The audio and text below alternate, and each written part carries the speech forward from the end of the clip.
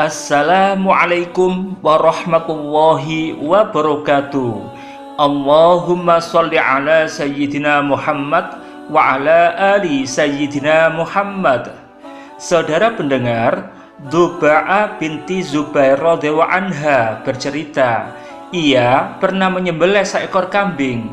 Ketika utusan Rasulullah Shallallahu Alaihi Wasallam menemuinya, yang tersisa dari daging kambing itu hanya bagian lehernya.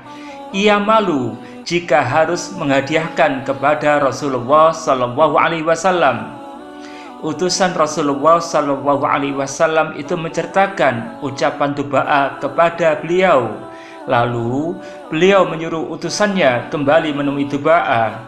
Selanjutnya Rasulullah Shallallahu Alaihi Wasallam bersabda, katakan kepada du'aa, antarkan saja leher kambing tersebut, karena itu penunjuk kambing lebih dekat kepada kebaikan dan paling jauh dari penyakit. Hadis riwayat Bukhari, Muslim, dan Ahmad. Sauban radhiyallahu an juga bercerita bahwa ia pernah menyembelih kambing untuk Rasulullah Shallallahu Alaihi Wasallam saat mereka dalam suatu perjalanan. Lalu Rasulullah Shallallahu Alaihi Wasallam bersabda, awetkan dagingnya. Maka Sauban mengawetkan daging kambing sembelihannya. Sejak itu, selama dalam perjalanan, Sauban radhiyallahu an memberi beliau makan daging kambing yang diawetkan hingga mereka sampai di Madinah. Hadis riwayat Muslim dan Abu Dawud. Konon, daging kambing yang paling disukai oleh Nabi Muhammad Shallallahu Alaihi Wasallam adalah bagian kaki. Abu Ubaid radhiyallahu an bercerita, ia pernah membuat satu panci masakan daging kambing bagian kaki untuk Nabi Shallallahu Alaihi Wasallam, lalu menghidangkannya kepada beliau. Setelah memakannya, Rasulullah Shallallahu Alaihi Wasallam bersabda, hidangkan untukku bagian kakinya. Abu Ubaid radhiyallahu an menghidangkannya kembali untuk beliau. Tidak lama kemudian, Rasulullah Shallallahu Alaihi Wasallam memintanya lagi, hidangkan untukku bagian kakinya. Abu Ubaid radhiyallahu an berkata, wahai Rasulullah, berapakah kaki yang dimiliki seekor kambing?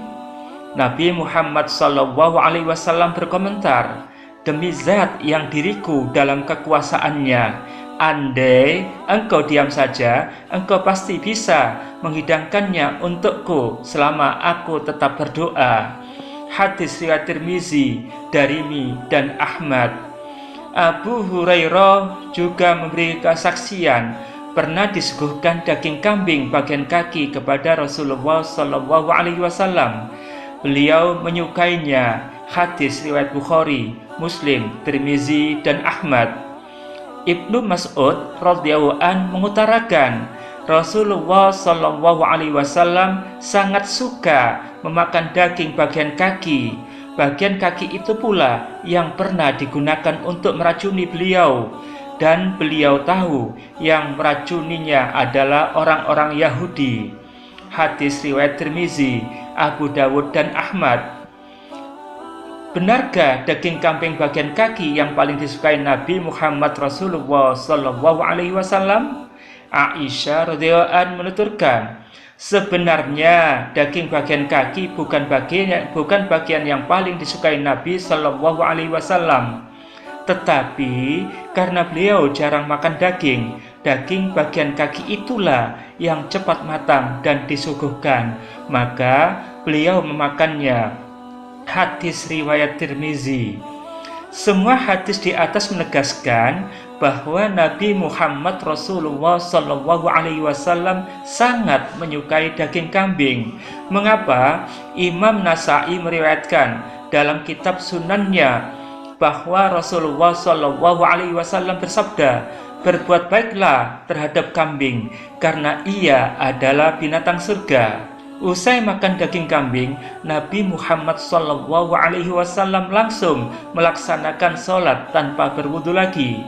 Ummu Salamah radhiyallahu an pernah menghidangkan potongan daging kambing, lalu Rasulullah Shallallahu Alaihi Wasallam memakannya. Setelah itu, beliau sholat tanpa berwudu lagi. Hadis riwayat Tirmizi dan Nasai. Abu Hurairah radhiyallahu an juga mengabarkan ia melihat Rasulullah Shallallahu Alaihi Wasallam berwudu setelah memakan susu yang dipadatkan, yakni keju. Kemudian ia juga pernah melihat beliau memakan bagian pundak kambing lalu melaksanakan sholat tanpa wudu lagi. Hadis riwayat Tirmizi, Ibnu Khuzaimah dan Ibnu Hibban. Demikianlah saudara, terima kasih atas perhatiannya. Billahi taufik wal hidayah.